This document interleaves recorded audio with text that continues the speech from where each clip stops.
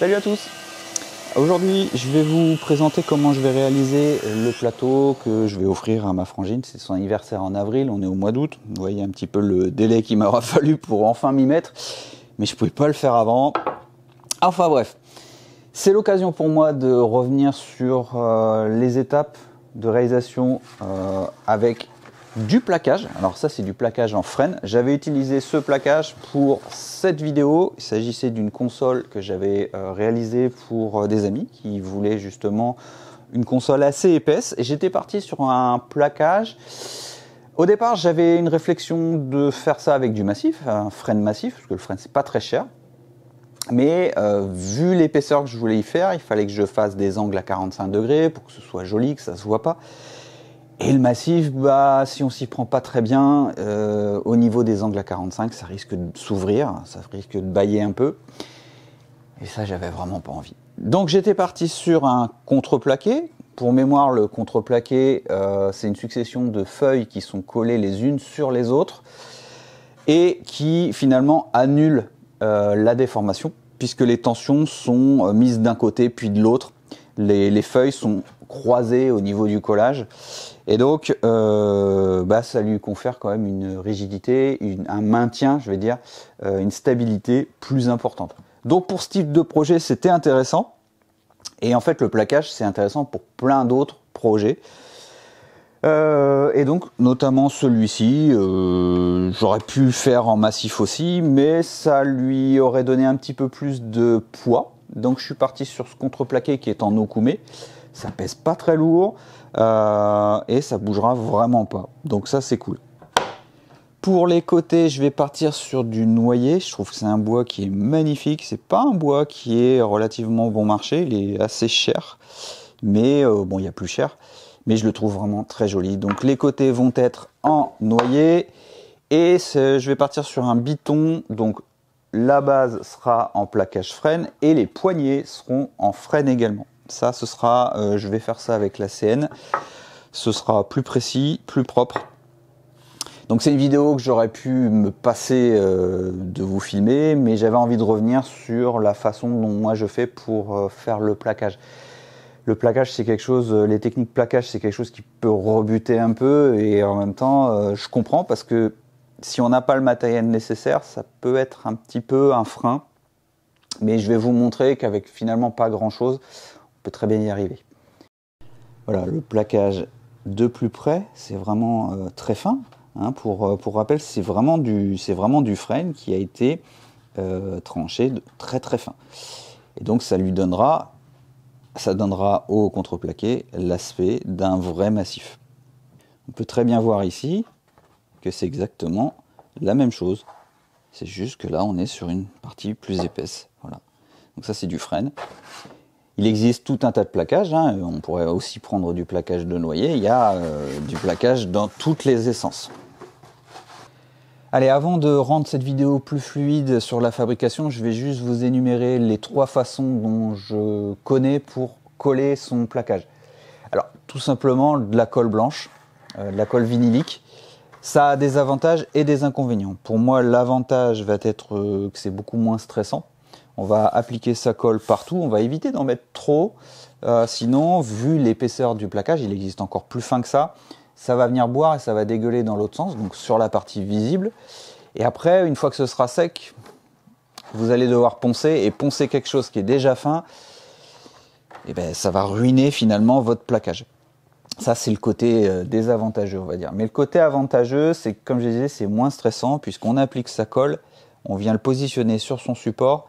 Et en fait, comme ça n'adhère pas tout de suite, si on s'est mal positionné, si on est sur les dimensions définitives, ce que je ne conseille pas, et qu'on veut repositionner bien son plaquage, ben on peut le faire.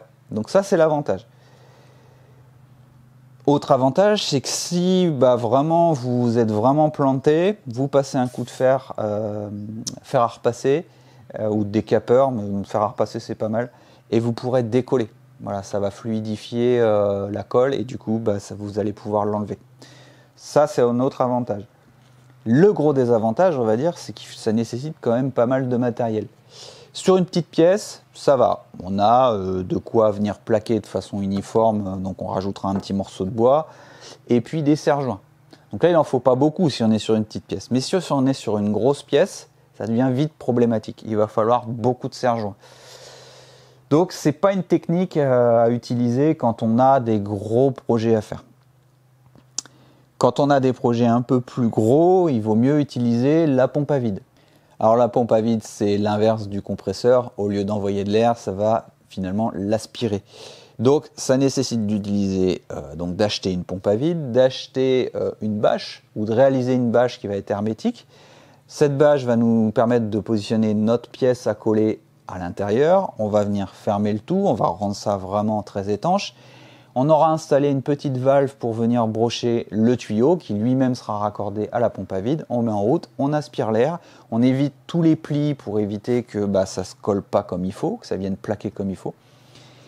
Et c'est parti. Ça, c'est une technique qui est très intéressante, qui est relativement efficace puisque elle va vraiment appliquer et serrer notre plaquage de façon uniforme. Mais voilà, c'est assez coûteux. Une technique qui est finalement pas très coûteuse et qui nécessite pas grand chose, mais qui demande pas mal de vigilance sur la façon de faire, c'est la colle contact. La colle contact, c'est ce que j'ai utilisé finalement après, ce que je voulais pas faire parce que je craignais un petit peu ce côté, voilà, on vient appliquer et ça bouge plus et on peut pas revenir en arrière, mais avec des solutions et des techniques toutes simples, on arrive très bien à un bon résultat.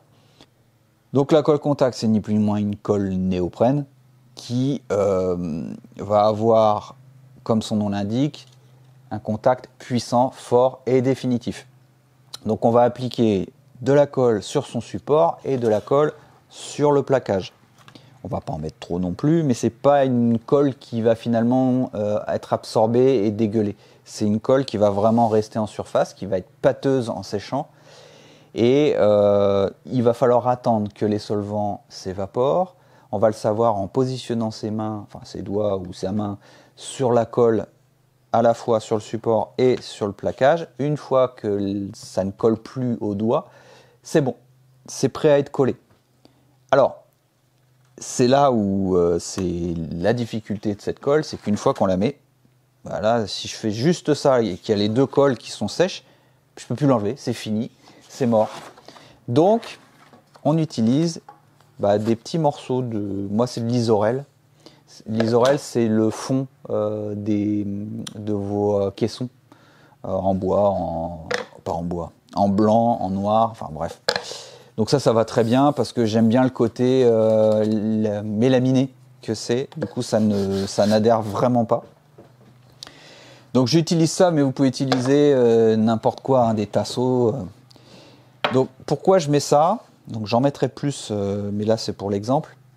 Ça me permet, une fois que la colle néoprène est sèche, je viens positionner ces petites cales. Une fois que la colle néoprène, pareil, que les solvants se sont évaporés plutôt qu'elle est sèche, ça me permet d'avoir le temps de positionner bien mon plaquage, le mettre comme il faut dans les angles et tout, même si, comme je disais tout à l'heure, partez sur une surface, sur des dimensions brutes, c'est des dimensions que vous allez pouvoir recouper après.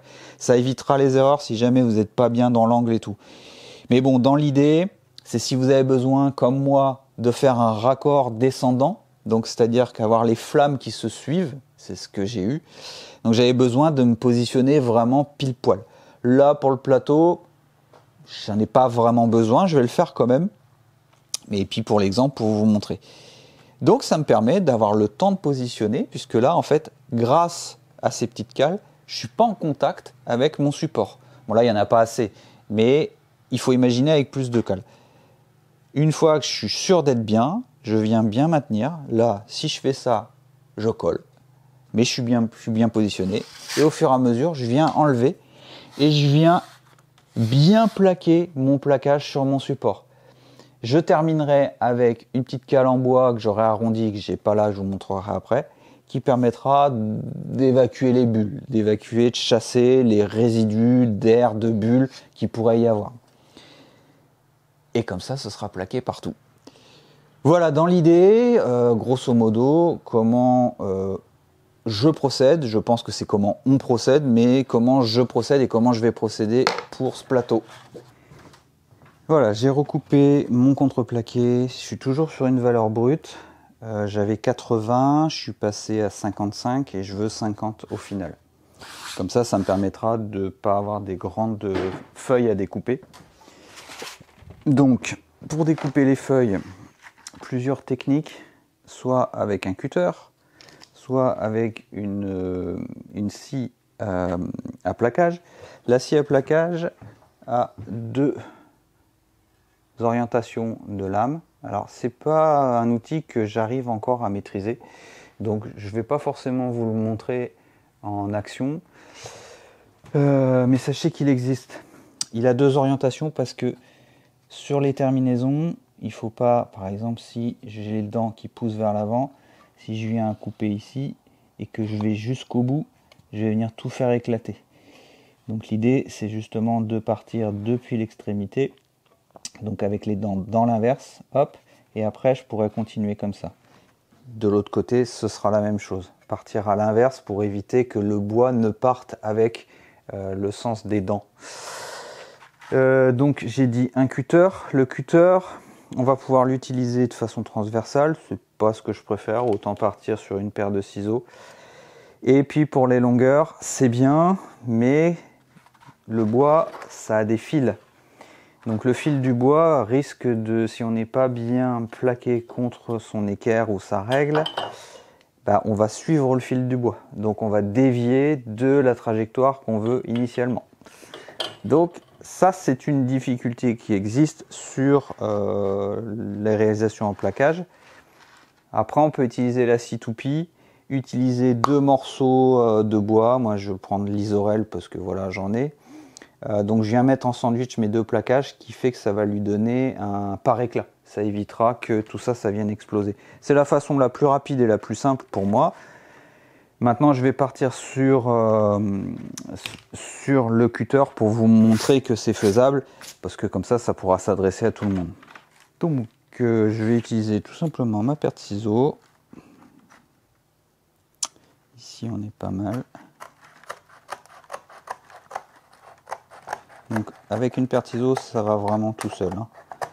Il ne faut pas appuyer comme un âne et faire attention à pas exploser son plaquage, parce que c'est quand même relativement sensible vu sa finesse. Donc on donne plein de petits à-coups et voilà, ça se fait bien, hein. Et c'est propre, la coupe est propre. Donc, je vais garder les excédents, comme ça j'en aurai pour d'autres projets. Voilà, là on voit bien, si je me mets donc bord à bord, ici, là j'ai des petits décalages que je ne veux surtout pas voir apparaître, parce qu'on verra plus que ça. Ici il est pas trop mal.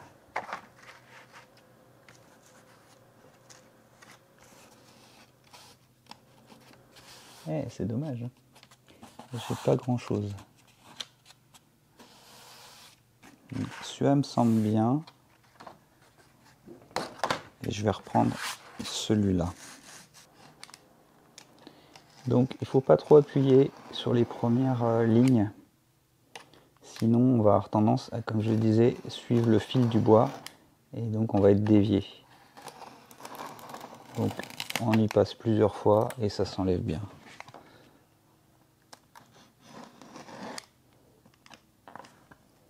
Et surtout, on vient bien plaquer son équerre ou sa règle. Alors je suis presque bon partout, sauf à ce niveau-là où j'ai une ouverture. Et ça c'est fait parce que soit mon bois est pas assez dur, donc il faudrait peut-être que je parte sur quelque chose de plus dur, pour éviter que je puisse m'enfoncer avec la lame et passer sous ça. Donc là j'ai un léger jour, donc je vais recommencer à recouper celui-là, mais celui-là est très bien. Alors maintenant,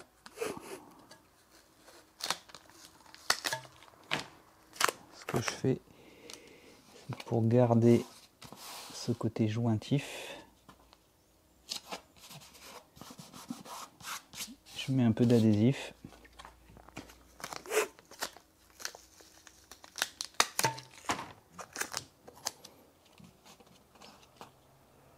plus que ça bouge. Et puis pour le collage, ce sera quand même beaucoup plus simple.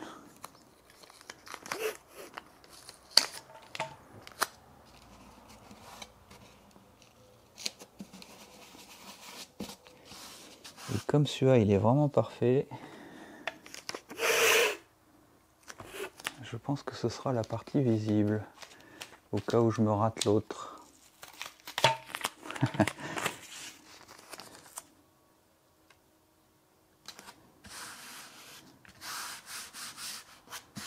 Voilà, là on est bien. Donc la colle, elle sera ici. Donc celui-là, je peux le mettre de côté, il est prêt. Allez, on va pas pourrir ce bel établi que je vous ai pas encore présenté parce qu'il n'est pas encore fini. On va mettre ce qu'il faut.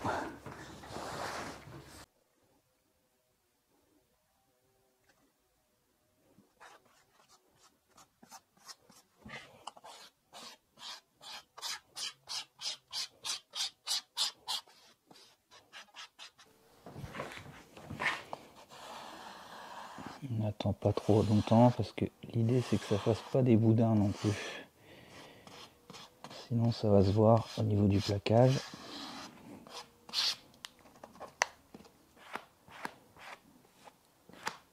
Les boudins, j'essaie de les enlever.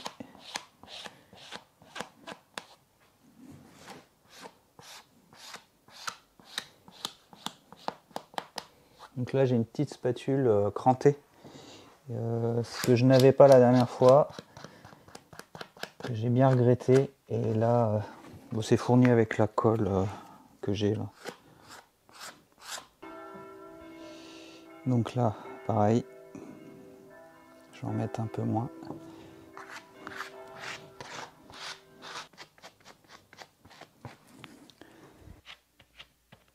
Ça colle mais léger, ça va le faire. C'est là qu'entrent en action les petites cales. Donc, hop.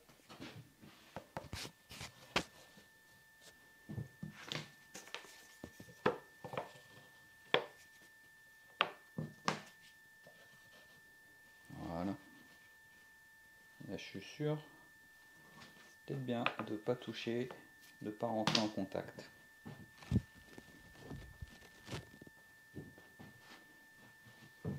Comme ça me permet, comme je disais tout à l'heure, de bien me positionner.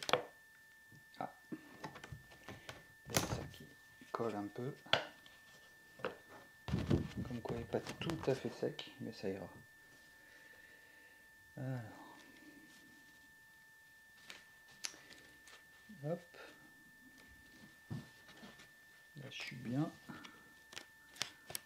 Là je suis bien.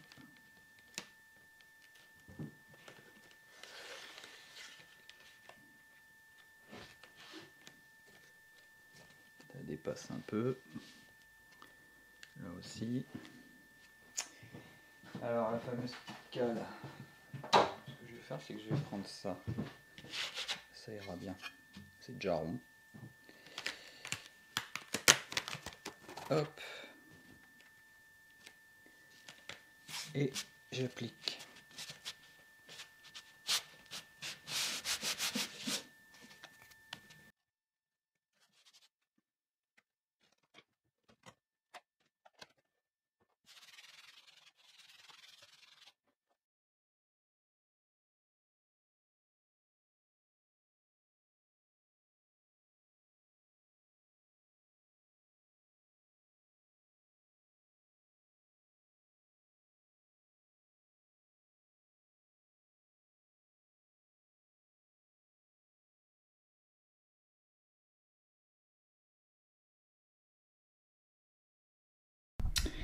Voilà, deuxième partie. Donc celle-ci est nettement mieux. C'est très propre. Ça me plaît. Donc, pour rappel, l'autre côté, celui que je vous ai montré au collage. Donc voilà, j'ai quelques petites imperfections quand même malgré tout ici.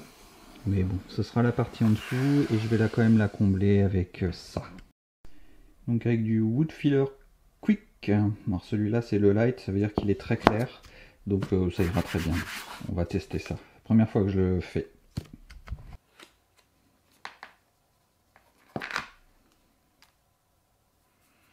Ok, donc c'est de la poudre. Je vais la mélanger un petit peu avec de l'eau et ça va me faire la pâte que je veux bien.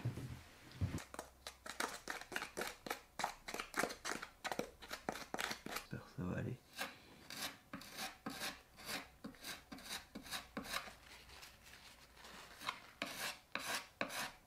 Laisser sécher et je vais poncer après. On verra le résultat final.